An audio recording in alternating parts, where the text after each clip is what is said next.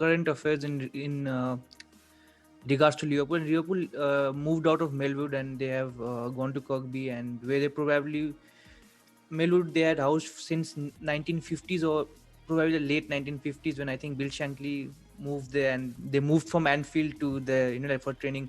What significance does this move have, as a team, also for the youth setup coming through, because Yeah, they'll be training together?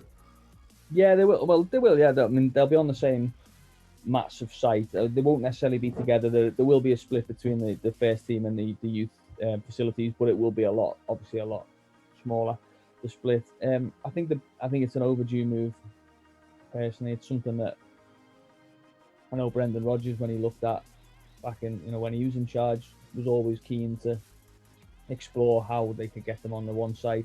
And probably what Brendan lacked at that time was he didn't really have the power at the club, because he was still a young manager. He was still finding his way. He was still trying to get Liverpool to a certain level. Obviously, Jurgen Klopp, when you win the Premier League and the Champions League, you're able to swing your bat a little bit, and to say, I want this. And it's it makes sense from every perspective. As Jurgen says, it makes no sense for him to be driving however many miles it is from Melwood to Kirkby to watch a youth game. He's losing half his day if he's doing that, because he's obviously got the journey time. He's got the logistics of it. Now he's got the capability of stepping out of his office and taking a 5-minute walk, and he's there, watching the under 16s or the under 18s or the under 23s, whatever it is. When there's a problem in a training session where a player drops out, you've got another pitch, a phone call away there to send the player over. If your left back pulls up with a hamstring problem, there's another left back there who can come down from the under 23s and under 19s, whatever, and join in. So it will make a big difference. I think from the youth perspective, I think it will also give an extra push.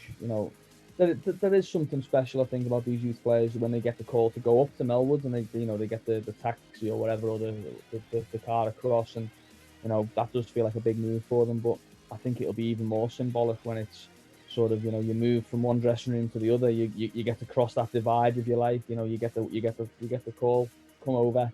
I think it'll be even more. And when you're coming into work as a young player, you're 18, say, with a young centre back, and you look across, and there you go. There's Virgil van Dijk also, warming up, or in the canteen, or whatever he's doing.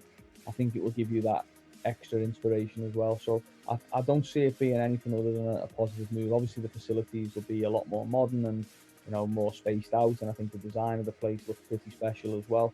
So I can't see any negatives, besides, always sad when you part with a little bit of history. Whether it's a player, a manager, a training ground, a stadium, a stand, whatever it may be.